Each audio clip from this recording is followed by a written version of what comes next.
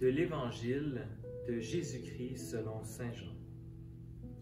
Il y avait quelques Grecs parmi ceux qui étaient montés à Jérusalem pour adorer Dieu. Pendant la fête de la Pâque, ils abordèrent Philippe, qui était de Bethsaïde en Galilée, et lui firent cette demande. « Nous voudrions voir Jésus. » Philippe va le dire à André, et tous deux vont le dire à Jésus. Alors Jésus leur déclare, « L'heure est venue où le Fils de l'homme doit être glorifié. Amen, amen, je vous le dis, si le grain de blé tombé en terre ne meurt pas, il reste seul. Mais s'il meurt, il porte beaucoup de fruits. Qui aime sa vie la perd. Qui s'en détache en ce monde la gardera pour la vie éternelle. Si quelqu'un veut me servir, qu'il me suive. Et là où moi je suis, là aussi sera mon serviteur. Si quelqu'un me sert, mon Père l'honorera. Maintenant, mon âme est bouleversée. Que vais-je dire? Père, sauve-moi de cette heure? Mais non, c'est pour cela que je suis parvenu à cette heure-ci. Père, glorifie ton nom.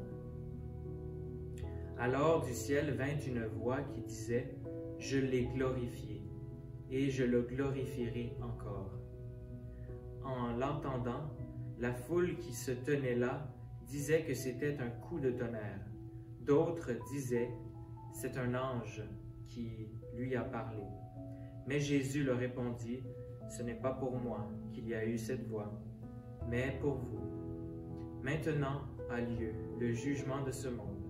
Maintenant, le prince de ce monde va être jeté dehors. Et moi, quand j'aurai été élevé de terre, j'attirerai à moi tous les hommes. » Il signifiait par là de quel genre de mort il allait mourir. Acclamons la parole de Dieu. Nous voudrions voir Jésus. C'est cette expression que les non-juifs, des Grecs, qui étaient à l'occasion de la Pâque, aller à Jérusalem pour adorer le Dieu vivant, on dit. Ils veulent voir Jésus.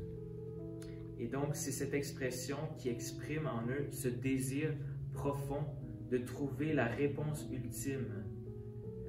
Des chercheurs de sagesse qui veulent adorer un Dieu personnel. Et vraiment, c'est cette parole que Philippe a entendue.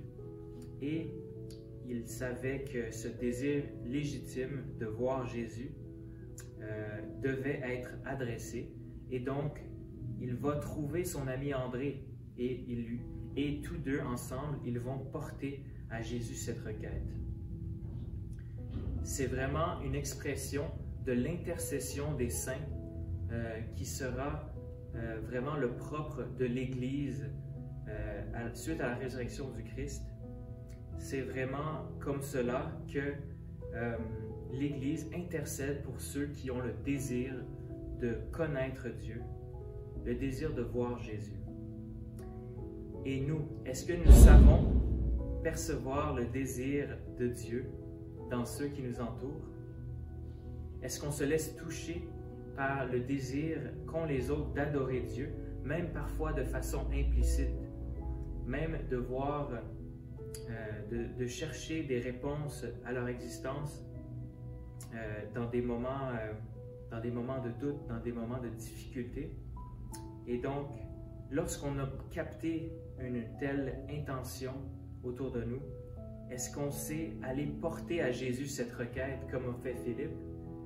Et pas nécessairement aller la porter seul, mais inviter d'autres aussi à la porter avec nous, parce que Jésus va accueillir cette demande. Et qu'est-ce qui répond à cette demande qui est portée par Philippe et André? Il dit, « Le Fils de l'homme doit être glorifié. Si le grain meurt, il porte beaucoup de fruits. Mais s'il ne meurt pas, il reste seul. » Il nous révèle de cette manière-là le sens de la mort. Et c'est une des plus grandes questions philosophiques, en fait.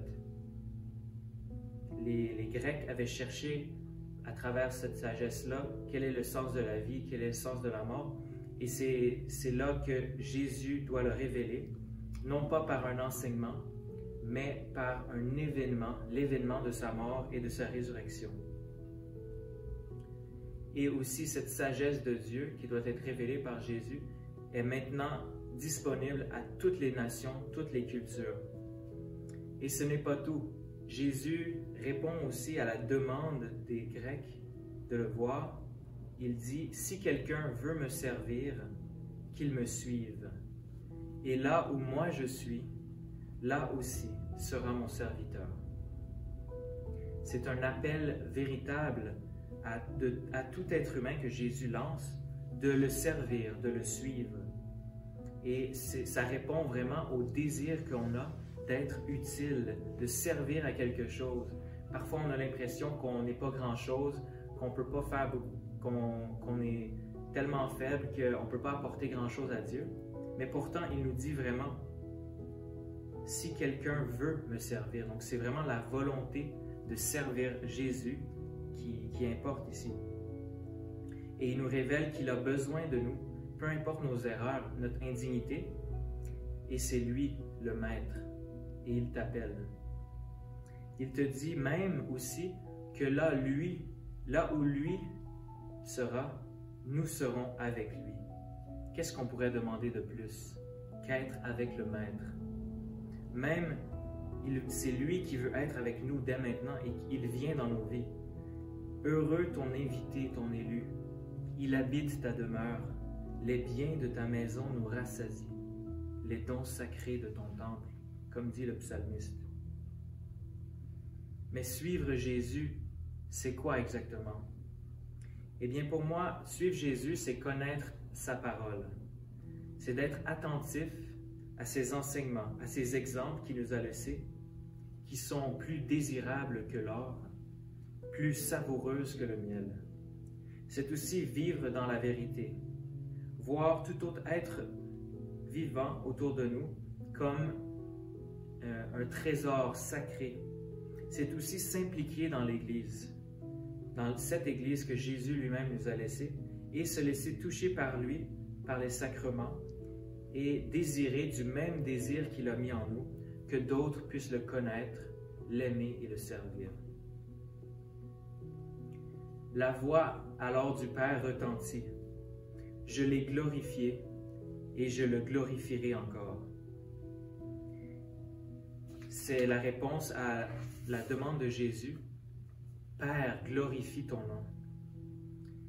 Et à cette prière, le Père répond que c'est bel et bien qu'il glorifiera son nom à travers son Fils, parce que c'est en son Fils qu'il trouve toute sa joie.